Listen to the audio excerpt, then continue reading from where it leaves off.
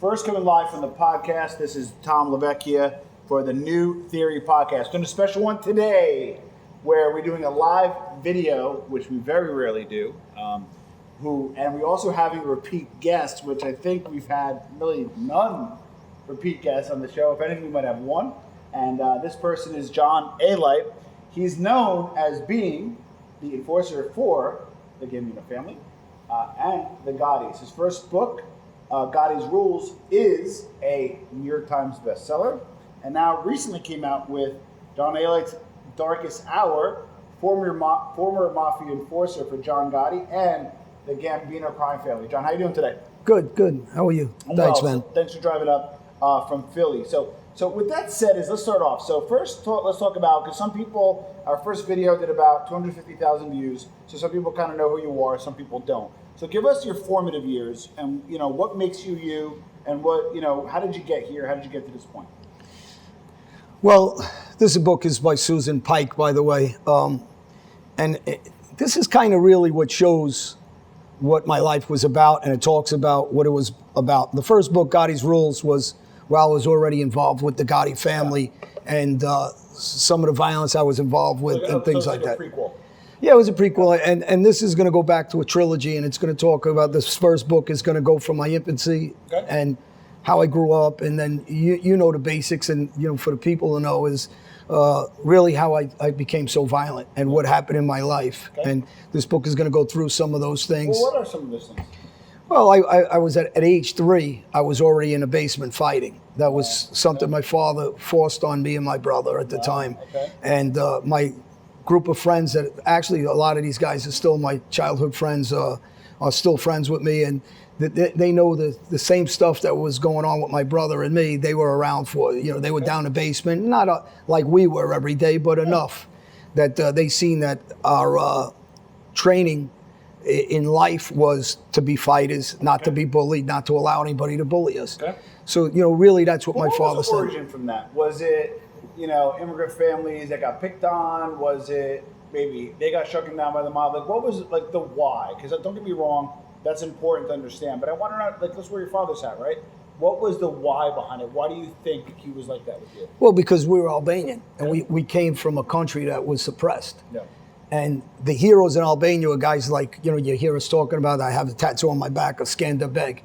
And that, to our country, when you fight back and you're suppressed, people look at you as a hero and as a winner. Got it. So it's not whether you win or lose, and eventually, obviously, Skanderbeg gets killed, but he didn't succumb to anybody taking advantage of him.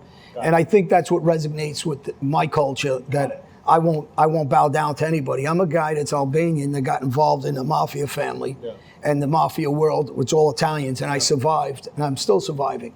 I says, if you place one of these guys, especially a guy like the Gottis, because they're very verbal. Maybe in my culture, in Albania, and I don't think he'll last 1 week if I give him that long. So, you can't go by talking, you got to go by actions. And I was aggressive. Okay, so this is important. Okay, so we're painting the picture of culturally suppressed culture, kind of fighting back. Now, 3 years old, what are some other stuff, some challenges? Because let's just cards on the table here. For you to did what you did for the Gambinos, might have been business, but you can't be 100% like okay to do that. Let's call it what it is, right? That have been something that laid the groundwork to make it okay. So what are some other things that happened that kind of made you into a shooter? Well, one of the biggest things I talk about is the Catholic Church and being molested as a kid. I mean, when you're molested as a child, and like me and some of my friends, I guess there's anger issues, and I guess there's things that you're going to learn. How old were you? About 10 years old. Wow. And I know John for a number of years. We never talked about this. No. Nor was this in your first book. No, it was discussed when I went in and I spoke to different agencies. It was discussed years ago. I'm not sure how often it came out. It came out through my therapy and some of the things that went on years ago. And most recently, because we're diving into my childhood and what brought it up, just what you asked. So we talk about exactly who covered it up, what priest was involved, what people involved with the church allowed it to go on.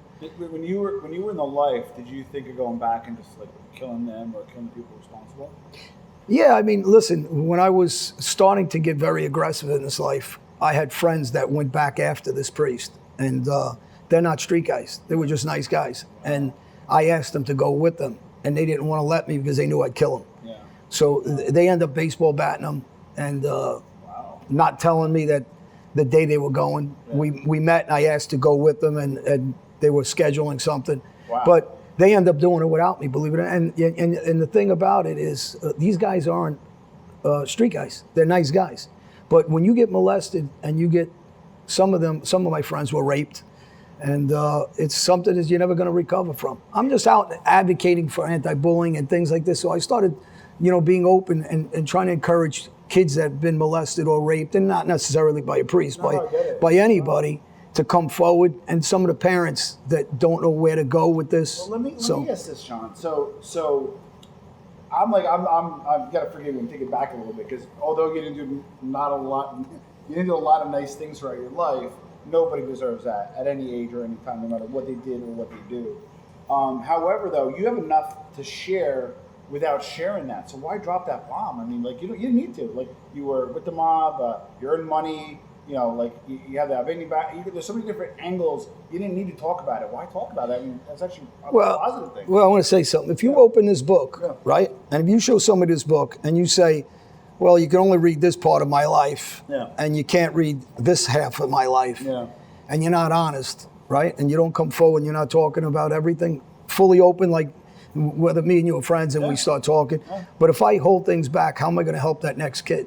And really, my life's at a different point in my life. True. I hate to use the word I found God, but I found faith. I found the strength not to be physical, but to go out and shoulder some of the stuff that I did and some of the things that happened to me. And to do both, I need to be able to be honest, so a next kid comes forward, or a next lady, or woman, or a young adult, and any of those people in any position they're in, they got to be able to come forward and not be embarrassed, feel ashamed, or blame themselves for what happened. So I shoulder what I did myself, and I say I lived a wrong life. I can't go backwards. I can only go forwards, right?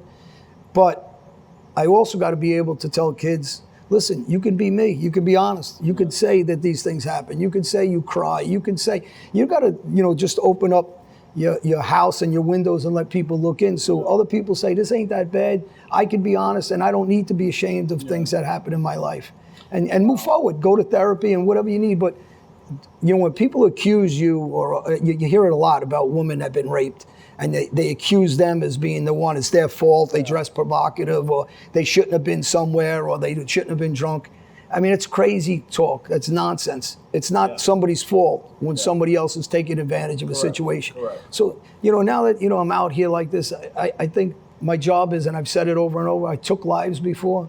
Now I'm trying to save some lives. And if I can help save one or two, and those one or two can help save one or two, at least we're going in the right direction. All right, so I want to filter this correctly. So you obviously had a really, really tough childhood.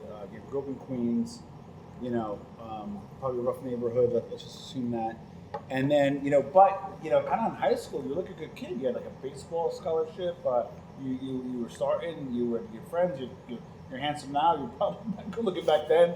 So things were cooking. So why, walk us through that. And then when was your first interaction to the mob life? Well, in the book, again, go back to my interaction with the mob was since I'm a kid. My whole family was involved. My father had friends with gangsters. My uncle was involved, in the sports business and the card game business. My other uncle was a shooter for, Detroit people. I had an uncle great uncle that was my grandfather's friend that was around gangsters back in, from. And were these people you looked up to or feared, or both? The people that were involved? So you're a young kid growing up, and you saw these guys with Cadillacs and probably suits and kind of hanging out, not working. These people, again, were you scared of them, or did you? No. I don't think I scared them. I just was scared of them. I just think I looked at them as a kid because they were pleasant to me. They were always friendly, and they were always, nice to me. They were always throwing around money. So I seen a lot of all the good things about the world, but I didn't see the underlayers. And that's what most kids don't see, is the underlayers. But I was exposed to them in every aspect of my life, which drew me to it. And as I got involved in the life, and then, you know, the people that are watching movies and see this stuff are like, wow, that's cool. Yeah. But it isn't, because they're not the ones laying their head on a pillow at night and, you know, and not suffering through some of the things that life causes you to suffer through. So you got hooked up with the mom. Let's call it what it is. And again, we can read about it in the book. But what were some of your first things you had to do to prove yourself? Well, you know, as a kid, you look and improve yourself. It's not really so much that if you were my boss, or if you're one of the guys calling the shots, you don't really have to ask me to do much. I'm looking to volunteer to do a lot, because I want to be part of that. I want to be ingratiated. So to be ingratiated, you want to show you can make money. You want to show the things that, you know, everybody knows that the mob works with. You want to be able to dress the part. You want to be able to look the part. You want to be able to carry yourself. You want to be able to go with your hands. You want to be a shooter, and you want to be an earner. So I learned to be all those things. Well, you were bald, and I don't claim to have that much of mob knowledge outside of what's public. But with that said, as I understand, there's shooters and there's earners. You were both. What's a shooter do? What's an earner do? And how are you the few that was both? Well, one of the things I did that most guys didn't do, they wore masks. I never wore a mask. I used to tell everybody I want them to know it's me. I want them to be afraid to go to the law. I want them to be afraid to tell somebody it was me. But yet, by me going face up, that's my wallet. I used to say the same thing on different parts of my life, times in my life. I'd say, you know, my wallet was my face. So I didn't need to carry a wallet.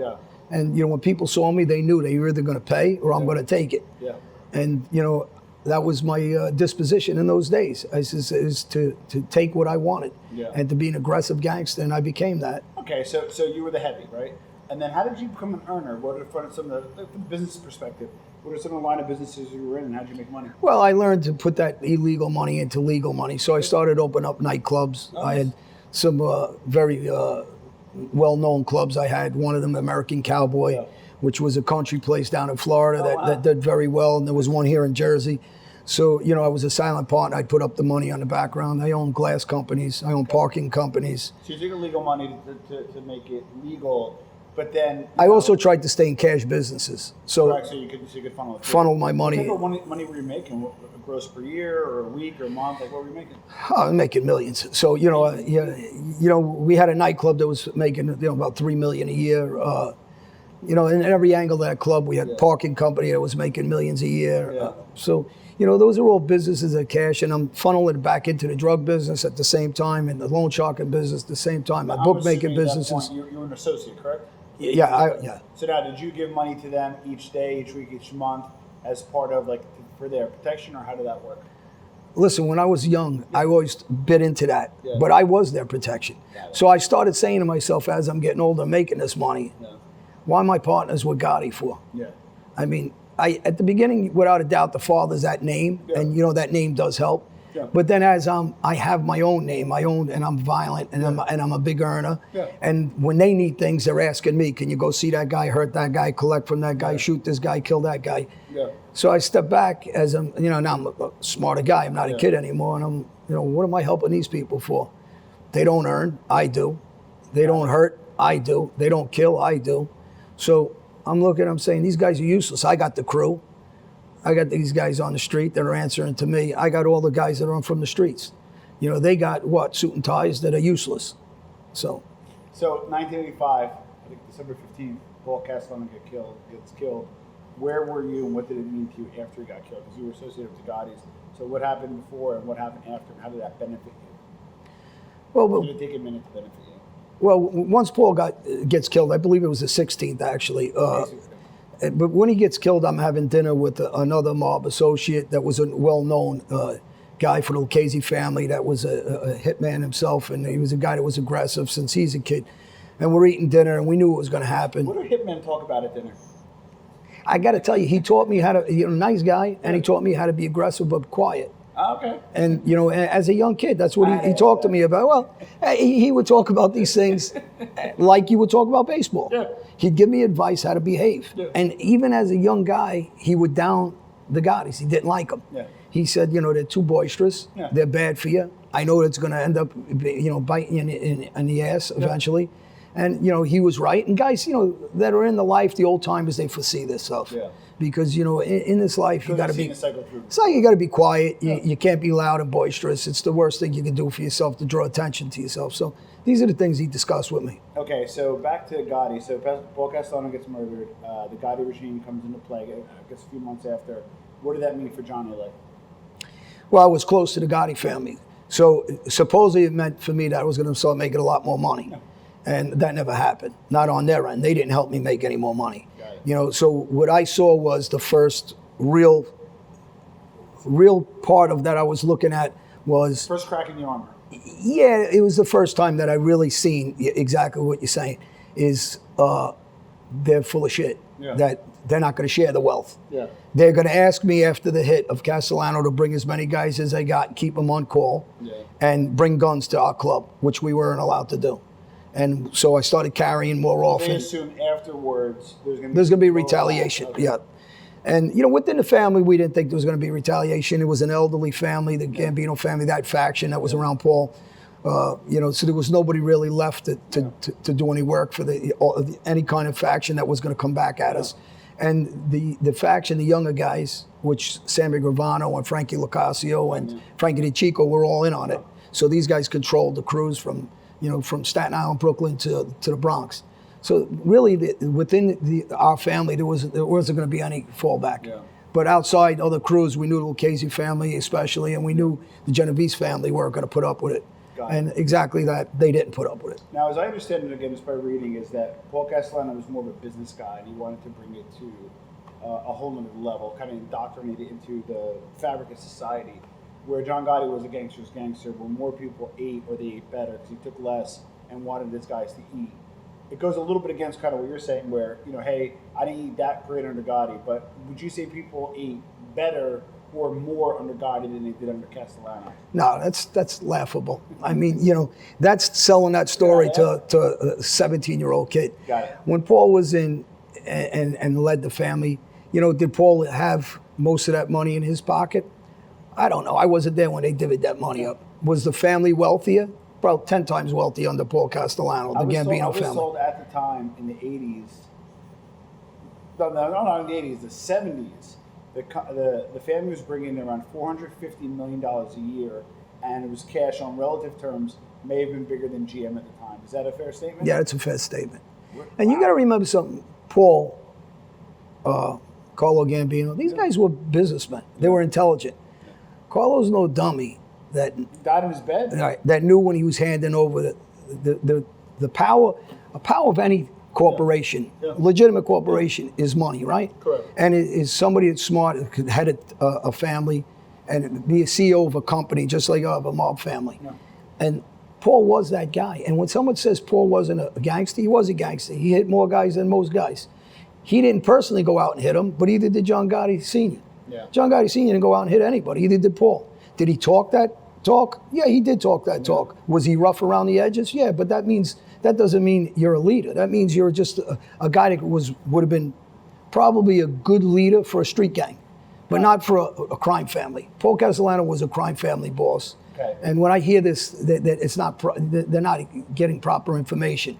If you go back and see how many guys Paul had hit while he was reigning as the boss of the the Gambino family, you'll see that it's accurate that Paul hit more guys. Okay, so what I want to ask you is, okay, so we're in the 80s, late 80s, early 90s, you're making some money, you're with the Gottis. Now, I have to tell you, John, and I got to be very fair, and I am friends with John, but also I have a right and an obligation to the audience in your theory, which is growing. But I had you on last time and I got a lot of shit. And I don't want to bullshit you, right? The first allegation is that you never knew John Gotti Sr. Just hey, if we want to do a comedy show, I says I'll be willing to talk about. Okay, let's go into that. Yeah. Because if you watch the A&E tape, Gotti Sr., not that is any big deal that I'm around Gotti Sr. or not, because I think he was a rotten boss. Okay. And not that I think through history it's proven he's a rotten boss. But you'll see me walking out of his house on the A&E tape, coming out of his house. So that's the first falsity by the Gotti faction. Yeah. Second, I'm picking up Gotti Sr. from court. That is a famous magazine, Vanity Fair, where I'm picking up from court. So why is this guy that doesn't know me getting in a car with me? I says, and we're pulled over by maybe 30, 40 cameramen because they think I got a gun on me. And they attacked the car, the police. And Jerry Shalgal's in that picture, I'm in the picture, and Gotti's son, Junior's in the picture. So that's the second. There's a tape that presented at court with me and Gotti Sr. outside the Raven Nightclub in Manhattan.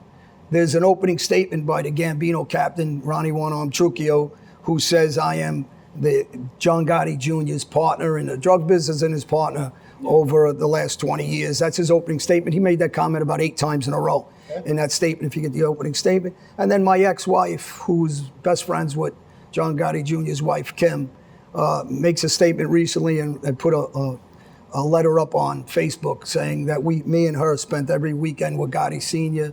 at Altadonna's with the rest of their family. Wow. And we'd have dinner once a week with the family there. For the most part, we were there weekly.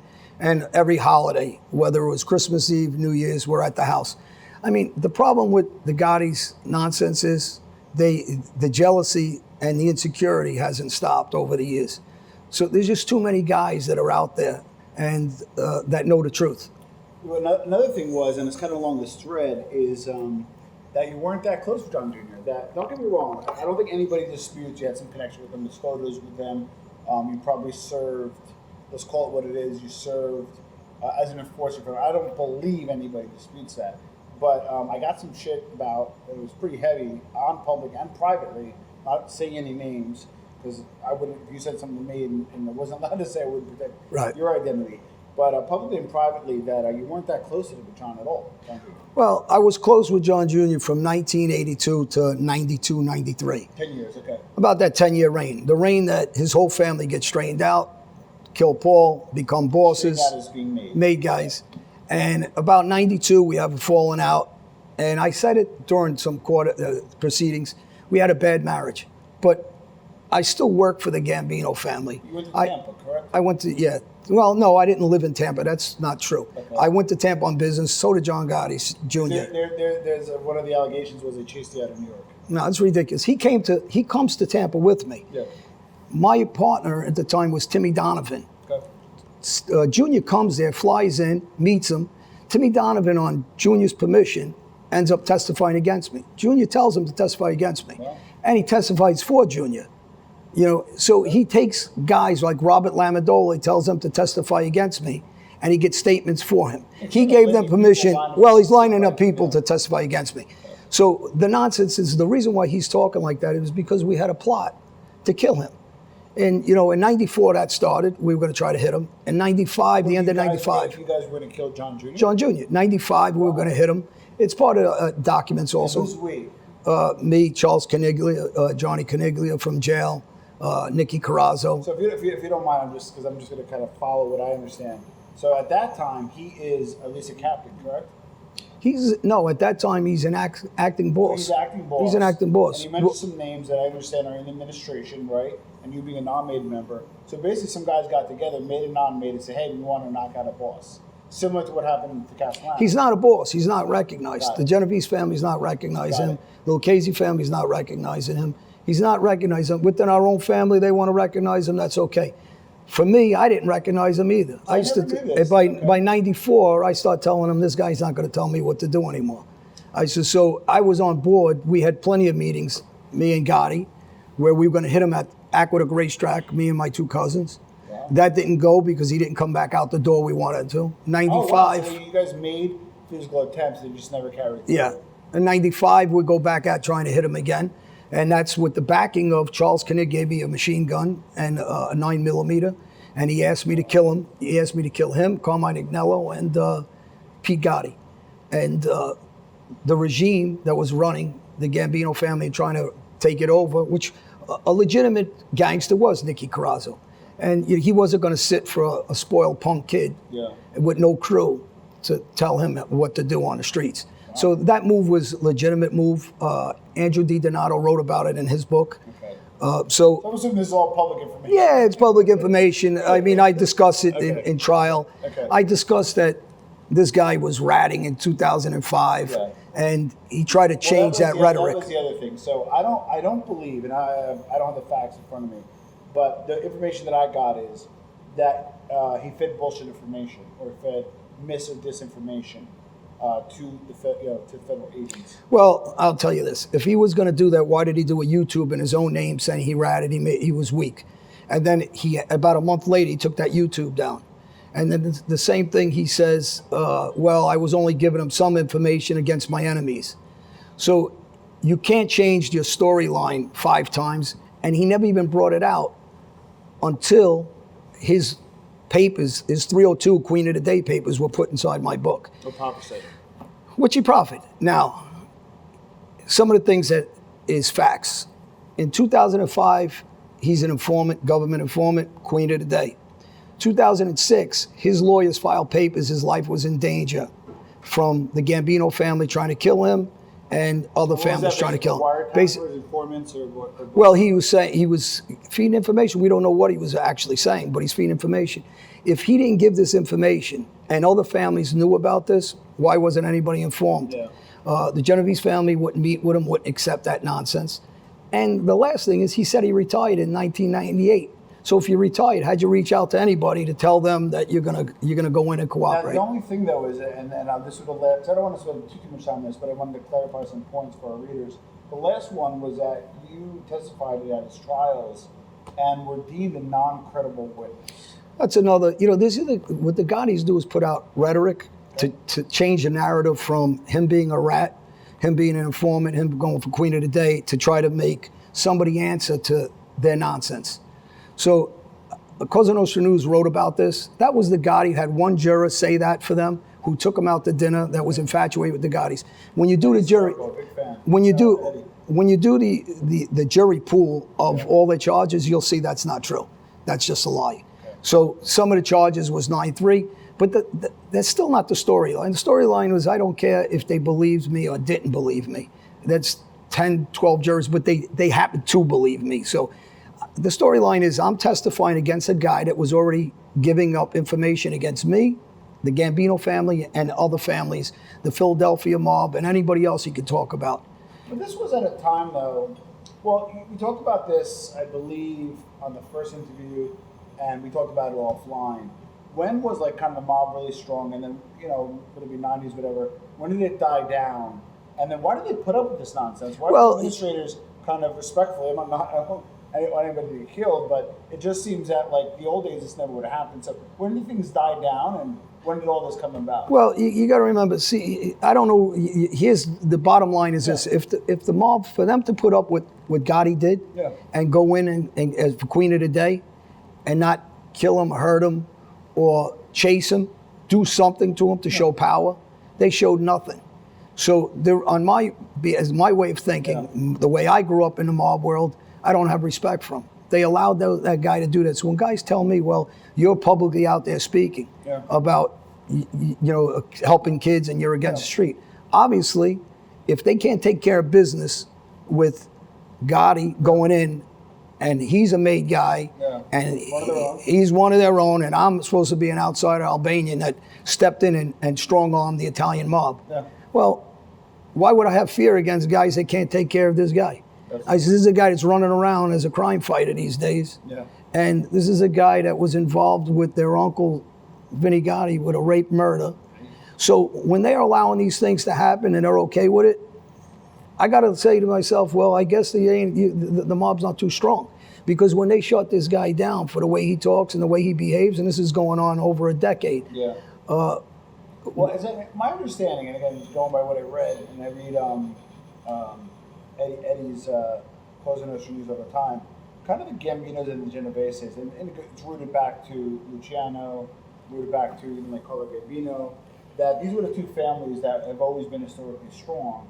And my understanding is, although the mob is not nearly where it was, the Genovese are still very strong. You don't hear a lot of rats, you don't hear a lot going on, you don't hear much about them.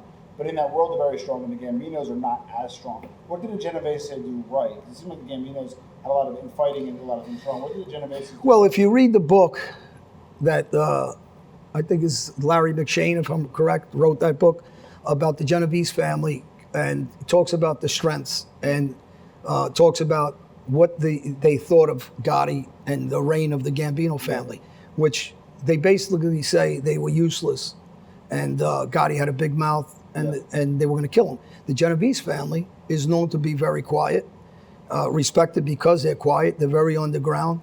People don't know who's made, who isn't, who's the boss, who is, and they run their family with like a tight ship.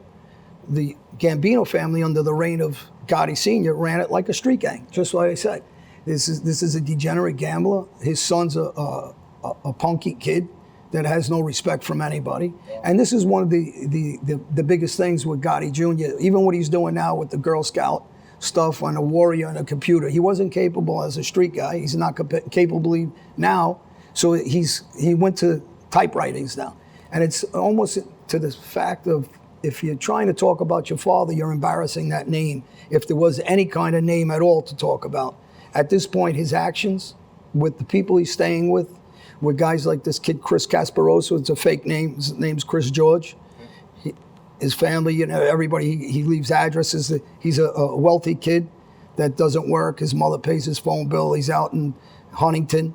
So, you know, this is a kid that has nothing better to do with his time but follow Gotti, and Gotti feels secure around these guys. Or a guy like this kid Jeff that does these radio podcasts with no job, and you know he's not working, and so he's got 4 or 5 really bottom of the pit guys that are staying with him day and night. He resorted to that. He wasn't respected on the street then. He ain't certainly not respected at all now. So he doesn't know what to do with himself, but feels secure by staying with very weak people. People see that. I says, and you know, he was never known as anything on the street from anybody. He can never have that respect. As hard as he tries to get that respect, and he's a weak guy that knocks his father from pillow to post, but yet he tries to extort money off the father's name. So this is the same guy that's crying, your father put me in that life. And he's trying to be somewhat of a, I don't know what he's trying to be at this point. Well, you grew up in a unique situation because you know, kind of 80s, maybe late 70s, right? Still a young guy, but you caught kind of like the super heyday guys. Like Carla just died, you know, some big guys were still around. The 80s you were still kind of knocking around, the 90s had died. But then also those guys had connections to major guys like back in the day. So I gotta ask this, who do you rank as the top 3 gangsters of all time? Gangsters of all time. Italian, not Italian, just give me the top. Well, I've always said Jimmy Burke to me was a gang. Oh, wow, from Goodfellas, yeah? Well, you know, I was very good friends with his son, Frankie, before he got killed. And I think Jimmy was what you would say is a gangster, right? Nice guy, Jimmy the Gent Burke, right? They named him that because he was a gentleman. But if you crossed the guy, you got a problem with the guy because he was a gangster. He didn't, you know, when I love when everybody acts like this guy was a, you know, just the movie portrays a mad dog killer. That's really not accurate. He killed people, in my opinion, when you're in that life, that deserve to be killed. Number 2?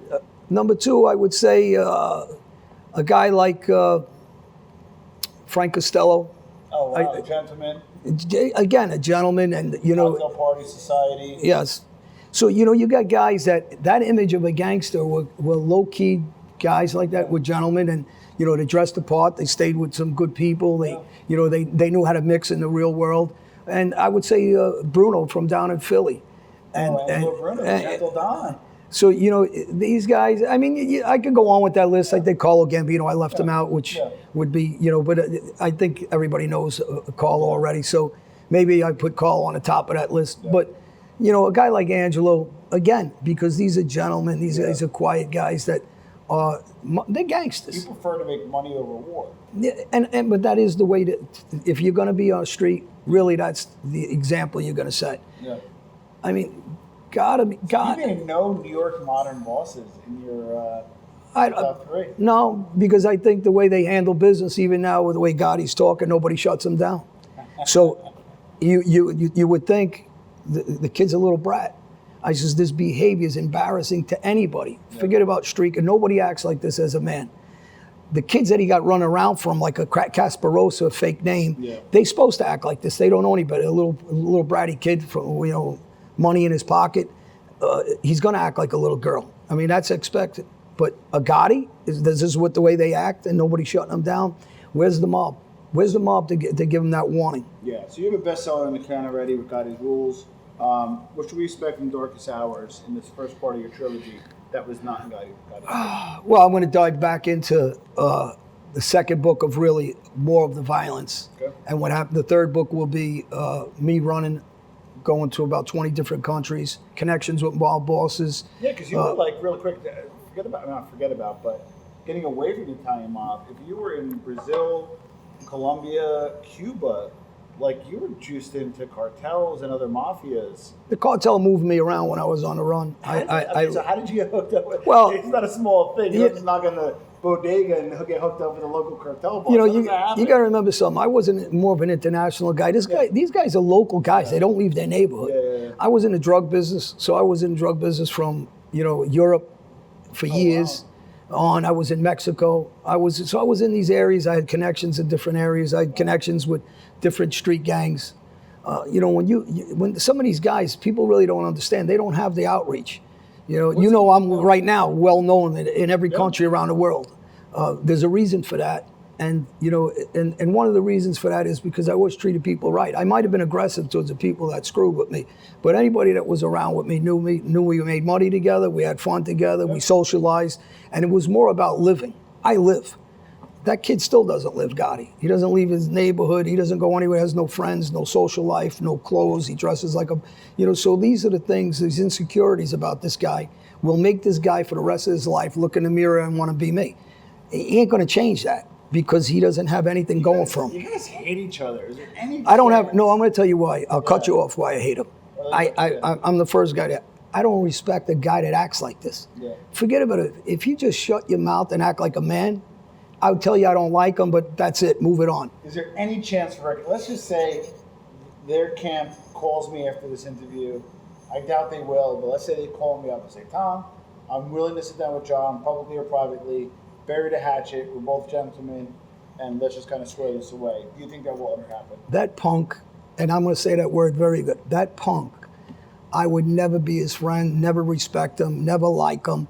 Didn't like him then. But if he came back to the table, you'd just sit down with him? Never. Okay. I got nothing to say to this guy. Wow, to me, he should wear a skirt everywhere he goes. Everything my father taught me about trying to be a man and behave like a man and be a gentleman, this guy has never learned one thing. And there's one thing about his father would never act like this. His father would never put up with this. And if his father was home and alive, he would chop his head off for this behavior like a little girl. It's more than disgusting the way this guy acts. Wow. And any kid that watches this, you don't have to be a gangster, you don't have to be a CEO, you could be a lawyer, you could be a construction worker. Yeah. There's nobody's gonna respect this behavior like a child. This is worse than a little Girl Scout. I never seen anything in my life. No one has, to this extent, that a guy runs around the way he does, like a bitch. There's no other word for this guy. Wow. And there's one regret I tell everybody ever before I change my life. I said, and I'll always say it. I wish I took his head off back then. I said, and I'll always regret that. I says, and then I would make my peace with God back then. I says, but the guy's no good. I says, because he doesn't act like a man.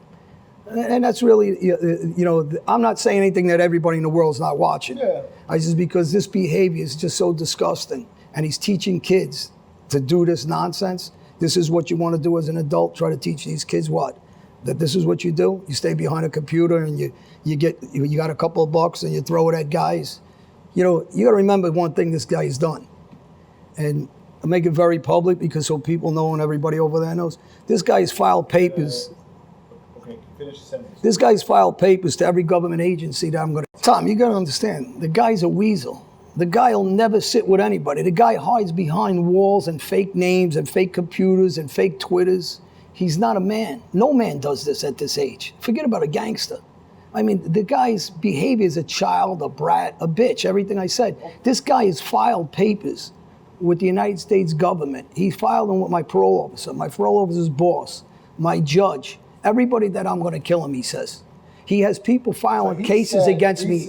Or he said that John Alite is going to kill me? Yes, and he asked guys on his behalf, he hired his attorneys, one was my brother at one time, and he asked him also to say that he heard me say I was going to kill him, and he told my brother the same.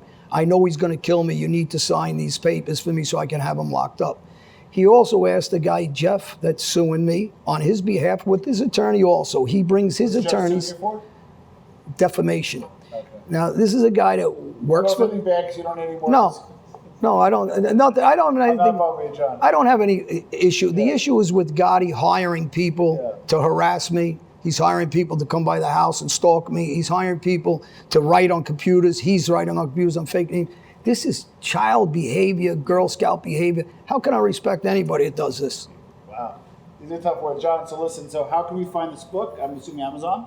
Yeah, that Amazon, I guarantee you, John Gotti Jr.'s got it in his house. Call him up and ask him if he read it yet. So on Amazon and I assume Barnes & Noble and the usual places. Yes. So look out for The Darkest Hour, former Mafia enforcer for John Gotti and the Gambino Crime It's you could go on my website, johnalite.darkesthour.com.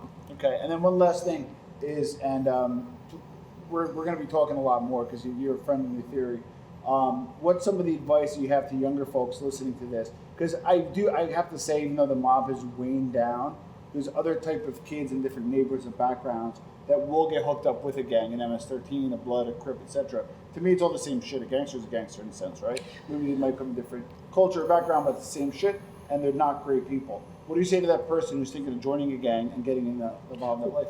Lou Romano is a writer and a friend of mine, and he's written a book called Zip Codes, and that's exactly what it discusses. The area, yeah, it's kids that are from different aspects of life and areas, and my message is simply positive message. There's so many ways to live a right life, and to follow a right path. Go to school, become a truck driver, become a construction worker, become an attorney, an engineer, a ball player.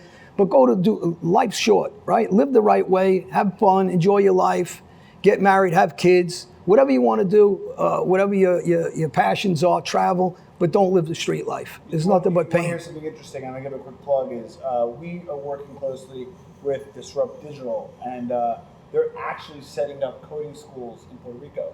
They identified Puerto Rico as a place where there was kids who were just kind of underserved in terms of tech, and they're opening a school there because they believe that's going to be the next tech haven. They're also doing some great stuff in Newark and the inner city. So I think even coding, believe it or not, if you catch somebody at a young age and they're willing to put in the work, I know it sounds no, because I don't know that. I'm not from that word. But that might be a young kid. But the thing is, it's a positive direction. Yeah.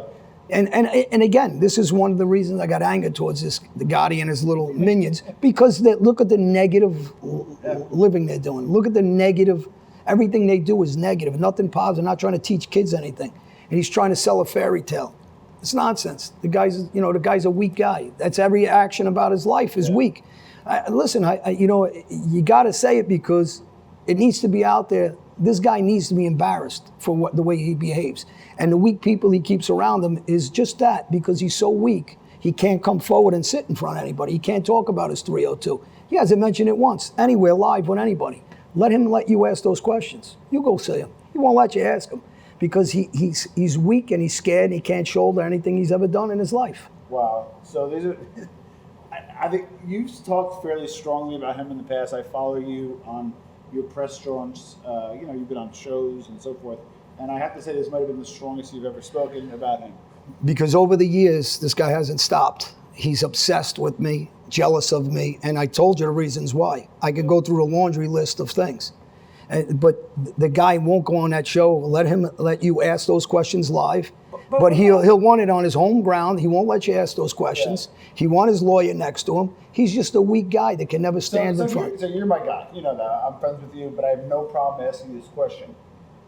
Does this little beef sell you more books? Come on. If I mention his name, you might sell a few more books. He's got I'm going to tell you what. If his father was sitting here, yeah, it would. Him? He's got no following, nothing. That's all he does do is talk about me and his father. Go look on YouTube, go look at my shows, go follow him. Everything he does, he tries to attach himself to me or his father because he's not a man. Everybody understands that. Well, listen, John Alite, Darkest Hour, first part of a 3-part series. SC Pike, John, listen, as always, thank you for being on the podcast. Appreciate it. And thank you for being on the show. Thank you.